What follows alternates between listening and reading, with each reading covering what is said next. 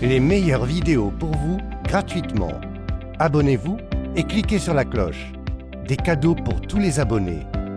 Plus de détails dans la description. Bonne écoute.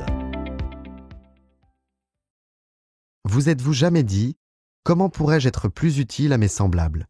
Comment pourrais-je contribuer davantage à l'humanité ?» Un de mes amis, ministre du culte, m'a raconté qu'au début de son ministère, lui et son Église ont éprouvé des problèmes financiers. Sa technique ou procédé se résumait à cette simple prière qui a fait des merveilles pour lui. Dieu me montre des meilleures façons de présenter les vérités divines à mes semblables.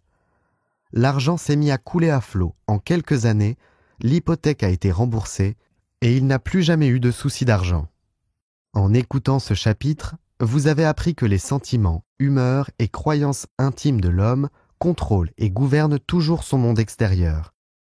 Les mouvements intérieurs de l'esprit contrôlent les mouvements extérieurs. Pour changer l'extérieur, vous devez changer l'intérieur. Sur la terre comme au ciel, ou encore, tel que c'est dans mon esprit ou ma conscience, ainsi en est-il pour mon corps, les circonstances et mon environnement. La Bible dit « Tout ce qui est voilé sera dévoilé. Tout ce qui est caché sera connu. » Par exemple, si vous êtes malade, vous révélez un modèle mental et émotionnel qui en est la cause. Si vous êtes atterré ou si on vous annonce une terrible nouvelle, remarquez comment cela se voit dans votre visage, vos yeux, vos gestes, le ton de votre voix, dans votre démarche et votre posture. En fait, tout votre corps révèle votre détresse intérieure. Vous pourriez bien sûr, par une discipline mentale et la prière, rester absolument stoïque, serein et calme, refusant de trahir vos sentiments cachés ou votre état mental. Vous pourriez commander aux muscles de votre corps de se détendre, de rester calme et immobile. Ils seraient obligés de vous obéir. Vos yeux, votre visage et vos lèvres ne montreraient aucun signe de chagrin, de colère ou d'abattement. D'un autre côté, avec un peu de discipline, à travers la prière et la méditation, vous pourriez renverser complètement la situation. Même si vous aviez reçu des nouvelles bouleversantes, sans égard à la gravité de leur nature, vous pourriez vous montrer joyeux, en paix et détendu, afficher votre nature enjouée et vive.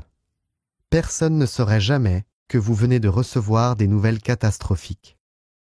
Peu importe le genre de nouvelles que vous recevez aujourd'hui, vous pourriez vous mettre devant un miroir, regarder votre visage, vos lèvres, vos yeux et vos gestes, tout en disant et en imaginant que vous venez d'apprendre que vous avez hérité d'une énorme fortune. Mettez-vous en scène, ressentez cette nouvelle incroyable, soyez excité à cette idée et remarquez comment tout votre corps répond à cette excitation intérieure. Ainsi, vous pourrez renverser n'importe quelle situation en priant. Occupez votre esprit avec des idées de paix, de réussite, de richesse et de bonheur. Chers auditeurs, n'oubliez pas de vous abonner à notre chaîne pour ne pas manquer les nouvelles vidéos et participer au tirage au sort. Identifiez-vous à ces idées mentalement, émotionnellement et métaphoriquement. Visualisez une image de vous-même telle que vous voudriez être. Retenez bien cette image. Maintenez-la avec joie, foi et espoir. À la fin, vous ferez l'expérience de sa manifestation. J'avais l'habitude de dire aux gens qui me consultaient à propos de leur manque financier d'épouser la richesse. Certains comprenaient ce que je voulais dire, d'autres pas. Comme tous ceux qui étudient la Bible le savent, votre vie est ce à quoi vous êtes mentalement lié, ce à quoi vous êtes marié ou ce avec quoi vous ne faites qu'un. Autrement dit, ce que vous concevez et ce en quoi vous croyez, vous le mettez au monde. Si vous croyez que le monde est froid, cruel et dur, que la vie est un œil pour œil, dent pour dent, c'est votre conception. Vous êtes marié à cette idée et ce mariage fera des petits, voire des problèmes. Les enfants qui naîtront d'un tel mariage mental ou d'une telle croyance seront vos expériences, vos situations et circonstances combinées à tous les autres événements dans votre vie. Toutes vos expériences et vos réactions devant la vie seront à l'image des idées qui ont présidé à leur naissance. Regardez les nombreuses pensées, dont la peur, le doute, l'anxiété, la critique, la jalousie et la colère, avec lesquelles vit l'homme moyen. Ces pensées causent des dommages dans son esprit. Épousez la richesse en déclarant, en ressentant et en croyant « Dieu comble tous mes besoins, selon les richesses de sa gloire ». Ou encore, prenez la déclaration suivante et répétez-la encore et encore intentionnellement jusqu'à ce qu'elle conditionne votre conscience ou qu'elle fasse partie de votre méditation. Je m'exprime divinement et je suis merveilleusement récompensé. Ne répétez pas cette phrase comme un perroquet. Sachez que votre mode de pensée est gravé au plus profond de votre esprit et devient un état de conscience conditionné. Il faut que cette phrase devienne très significative pour vous. Mettez-y de la vie, de l'amour, des sentiments, afin de la rendre vivante. Un jour, un des élèves de ma classe a ouvert un restaurant. Il m'a téléphoné en disant qu'il s'était marié à un restaurant.